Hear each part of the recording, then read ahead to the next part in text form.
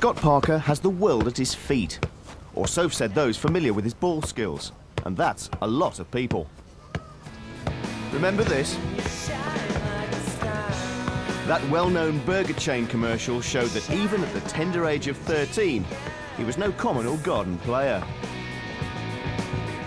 Now he's 17 and out to prove he's ready for the Premiership with newly promoted Charlton. But the Wonder Kid image still takes some living down.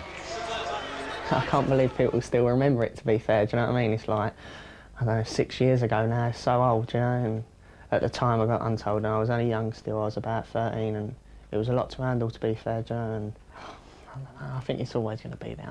I think I've got to learn to face it, do you know, like, I'm warming up on against Hearts on Saturday and I've got the Charlton fans saying like, all right, give me a burger, do you know what I mean? I think that I've just got to come to face it. I'm always going to have that name behind me and that, and it don't bother me no more, to be honest. It does not bother me one bit no more. I've just grown out of it. Don't bother me.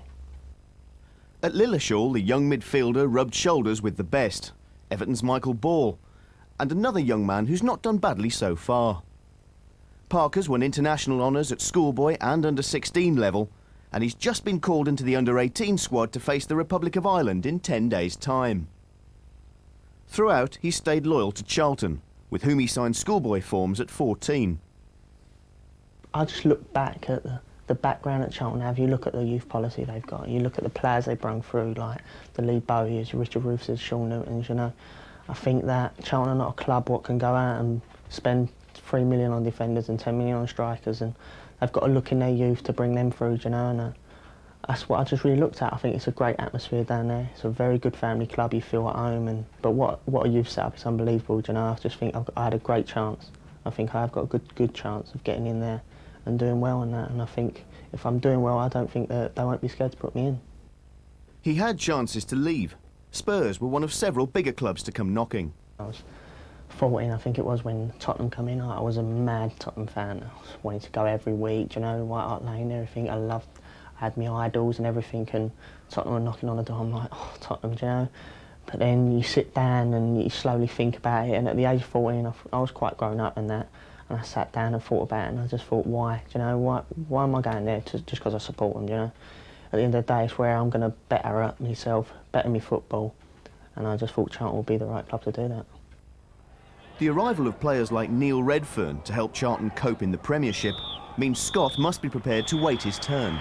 There's far too many well-cast players to be slinging in, you know, like 17-year-olds here and there, but if you look at Man United, it's a prime example, do you know what I mean? They bring Scholes, Giggs, Beckhams. They weren't scared to sling them in, and look what they've done for them, do you know? They've won like 2 championships on a run, and they ain't done too bad, so I think, fair enough, you've got to bring your experience in, but I think you can always blend your youth players in with the experience, and I think the experience will bring your youth players through and make them better players. When Scott has had the chance to impress, he's taken it. 2 weeks ago, he lit up the Valley with his first senior goal. I didn't know what to do. I scored it and I thought, this is a testimonial. Shall I go mad, or it's my first goal for the first team? So I just thought, let's let it all out. I just went mad. Must have been a bit of a highlight for you, that, though. Yeah, that was great. I was sitting in bed at nights by myself, you know, like closing my eyes and just thinking about it and that. And even like months before that, when you're sitting in bed thinking, like, oh, I wonder if that could happen. Just imagine this, and you know, sort of just a dream again, you know. This week, he was back in the real world. Charlton reserves were playing Norwich at non-league Welling United. Scott was told there was no place for him in the starting lineup. When they named out the side, I was on the bench. I was disappointed, but you have to look at the team and the likes of Bright, Allen, Mortimers and all that, do you know what I mean? So I've got to like respect that. I've got to realise that I'm not going to get in there all the time, and I've got to work hard, and I've got to get my head down, and I've got to prove to people that I can get in there and do well. Charlton's reserves beat Spurs and Arsenal to the league title last season. The younger generation was instrumental. At 16, fullback Paul Konchesky became the youngest player in the club's history to break through into the first team. England under-18 striker Kevin Lisbie already has 2 goals to his name at senior level.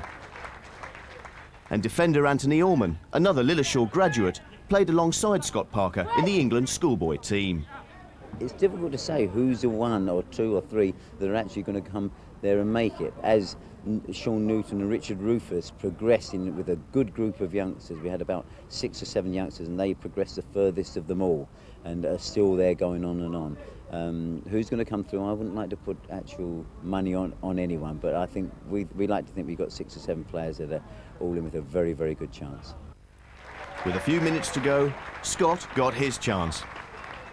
He's got a good all-round game. He has a great ability to twist and turn. So when he's on the ball and you think, oh, that he's in an incredibly tight situation, and most players have to play at one touch and get rid of it, he's able to squirm his way out of a tight situation and change the direction of play. As well as the ability to get all around the pitch, he's got a very good engine, he can run all day, and a real appetite to play. Now, if you can add a few more goals to that, we've got a first-class player. I want to try and work my hardest to get in that first team, you know, because that's it, innit? That's what you want to aim for. And just playing really well next year and having a good season, or this season, having a good season. And whatever happens after that's a bonus. Exactly, yeah. Scott Parker's first brush with fame may have been a bit of a nightmare, but he still hopes his boyhood dreams can come true.